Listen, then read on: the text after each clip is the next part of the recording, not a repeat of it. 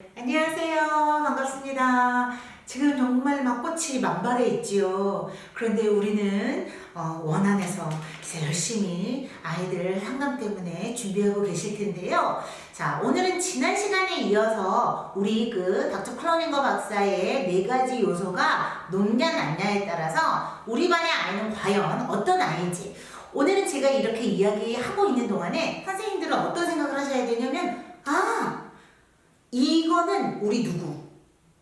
이 기질은 우리 누구? 라고 해서 대략적으로 선생님이 지금까지 아이를 바라보고 관찰하는 것에 대해서 그 아이에 대해서 대략은 정리가 머릿속으로 조금 되셨으면 좋겠고, 이 이야기가 다 끝나고 나서는 저희 홈페이지 들어오셔가지고 제가 이 자료를 업로드를 놓을 테니 선생님들은 거기에 따라서 내 아이가, 그리고 우리 반의 아이들이 어떠한 기질을 갖고 있는지를 대략적으로 정리를 하신 다음에 부모님들하고 좋은 상담을 할 수 있는 준비를 해 놓으시면 좋을 것 같습니다. 자, 그러면 저는 오늘 이 내용들을, 왜 우리 기질혁명이라는 책이 있어요. 그 책에 있는 내용들을 조금 제가 발췌해서 선생님들에게 조금 쉽게 전달을 해보고자 준비를 했는데요. 첫 번째, 새로운 추구가 높고 지속성이 낮은 아이들, 화면에 보시는 것처럼 바로 원숭이형이라고 합니다. 원숭이형 같은 경우는 새로운 추구가 높고 그리고 지속성이 낮은 아이들. 그래서 원숭이형 같은 경우는 어떻게 생각하시면 되냐면, 원숭이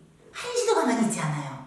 조금 부산해요. 그런데다가 호기심도 엄청 많은데 반면에 겁도 많아요. 그래서 이런 아이들 같은 경우는요, 쉽게 실증을 냅니다. 그리고 이 아이들이 싫어하는 것들이 있어요. 뭐냐면 규칙.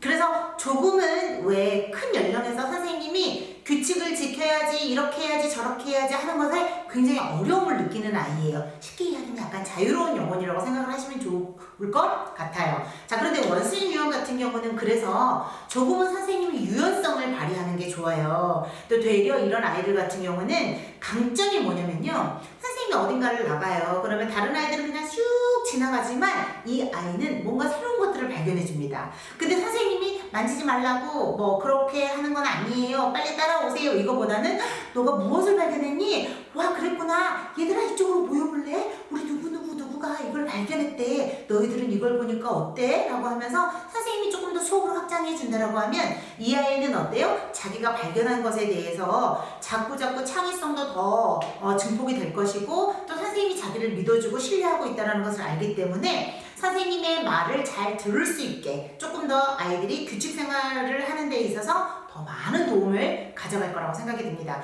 그래서 어머님들께도 이 원숭이 유형 같은 경우는요, 간혹 이렇게 엄마들 중에서도 굉장히 왜 철저하게 규율이 있고, 꼭 여기다가 한번 책을 꺼내놨으면 여기다 꼭 해야지 라고 하기 시작하면 이 원숭이 유형하고는 부딪힐 확률이 매우 큽니다. 그래서 그 스트레스를 어디 와서 푸냐? 원에 와서 푸는 경우가 있어요. 왜? 선생님이 내 기질을 조금 더 이해하니까. 그래서 그런 부분에 대해서 엄마들과 함께 상담하는데 조금 이 내용들을 참고하셨으면 좋겠고, 두 번째는요, 새로운 추구가 높고 반면에 보상 의존이 낮아요. 쉽게 이야기하면 누구의 말을 듣지 않아요.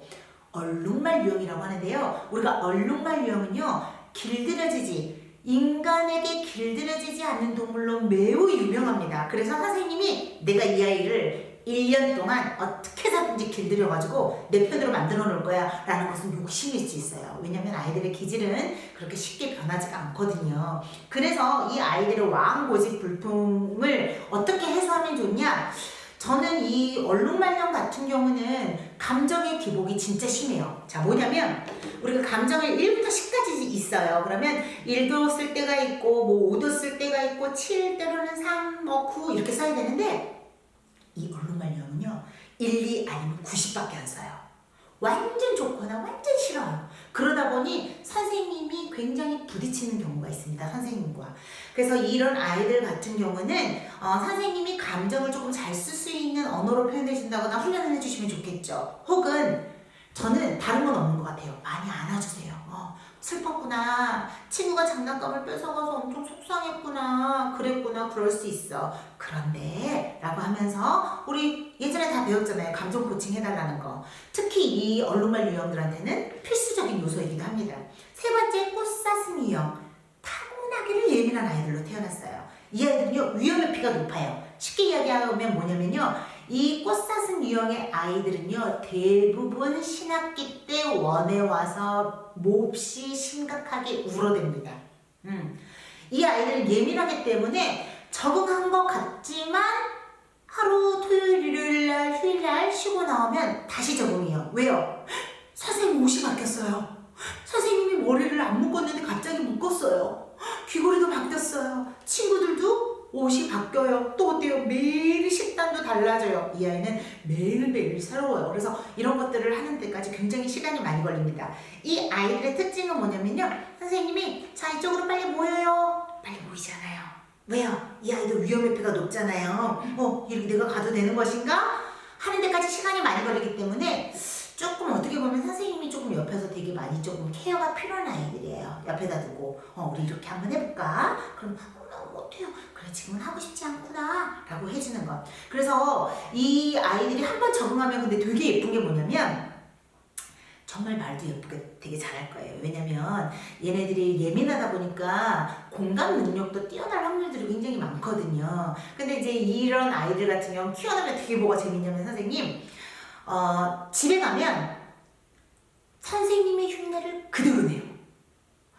반대로 이 아이들이 원에 오면 어때요? 또 엄마 아빠의 흉내를 그대로 내는 아이들. 그래서 지금은 예민하고 민감해서 안 먹고 싶어요. 뭐 먹다가도 먹는 거, 그 다음에 잠자는 거, 뭐 예를 들어 심지어는 옷 여기 옆에 붙어있는 라벨 조금만 그래도 막 불편해가지고. 근데 얘네들은 일부러 그런 게 아니고 어때요? 타고나기를 그렇게 예민한 아이로 타고났다라는 거. 자, 네 번째 유형은 거북이 유형이에요. 거북이 유형은 우리가 딱 알겠죠? 느려요. 자, 아이들 원해 옵니다. 이미 다 잠바를 정리하고 자유선택활동 또는 자유놀이를 하고 있어요. 이 아이는 아직도 개고 있어요. 선생님을 괴롭히려고 그렇게 느리게 하는 게 아니라는 거 지난번에 말씀드렸던 것처럼 명심하셔야 돼요. 얘네들 같은 경우는요. 일단은 느리게 태어났기 때문에 선생님이 어떻게 해주시면 좋냐면 다른 아이들 예를 들어서 우리 오늘 봄꽃을 그려볼 거예요 라고 그냥 빈종이를 주는 것보다 얘는 어때요? 줄기라도 조금 이렇게 해놓고 우리 여기다가 요렇게 해서 완성해볼까 라고 하면 이 아이도 조금 덜 스트레스를 받고 선생님도 덜 스트레스를 받을 거라고 생각이 듭니다. 자, 마지막에는요 강아지 유형인데요. 강아지 유형은 인간과 가장 친한 동물이기도 해요. 그리고요 너무 말도 잘 듣고 어찌 보면 우리가 원하는 것대로 잘 해낼 수 있어요. 근데 왜 우리는 지금까지 조금 키우기 어렵고 예민하고 이런 아이들이었는데 강아지형이 왜 그렇지? 라고 반문을 하신다고 하면 강아지형은 반대예요. 이 아이가 좀 속상할 수 있어요. 왜냐면 뭐든지 다 알아서 척척해요. 울지마, 울지 않아요. 그렇게 하면 안 돼, 하지 않아요. 친구한테 양보해, 양보해요. 그런데 이 아이는 마음속에서 상처를 받을 수 있어요. 그래서 이 아이를 항상 선생님들이 돌보면서 어떻게 해주셔야 되냐면 너 지금 마음 괜찮아? 라고 마음 알아주셔야 돼요. 그래서 만약에 강아지 유형 같은 경우는 엄마가 상담해도 아무리 봐도 이 아이는 상담할 게 없어. 그렇지 않아요. 이런 아이들의 특징 중에 하나는 뭐냐면 예를 들어서 이럴 수 있어요. 누나인데 동생한테 늘 장난감을 줬어요.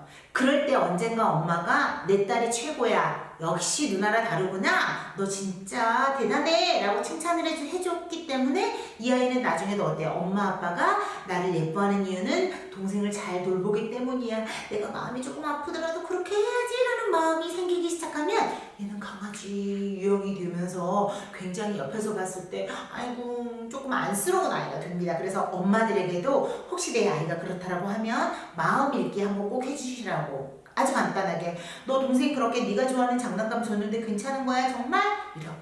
이라고 이야기해주는 것 잊지 않았으면 좋겠다라는 생각이 듭니다.